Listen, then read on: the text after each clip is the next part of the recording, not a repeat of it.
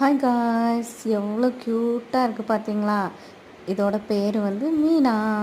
மீனம்மா அதிகாலையிலும் அந்தி மாலையிலும் உண்டன். இதுக்கு நேற்றுக்கு தான் டெலிவரி ஆச்சு. 3 குட்டி வீட்டிலே தான் பிரசவம். அதோட குட்டியை யாரையுமே தொட விட மாட்டேங்குதுங்க. நம்ம போய் தொட போனாலும் அப்படியே கடிக்க வருது. அதோட மைண்ட் வாய்ஸு நான் புரிஞ்சுக்கிட்டேன்.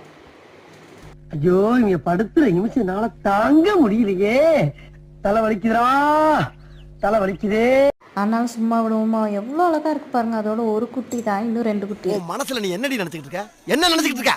அது என்ன முறைச்சு பார்க்குது. ஆனாலும் நம்ம சும்மா விடுவோமா? விட மாட்டோம்.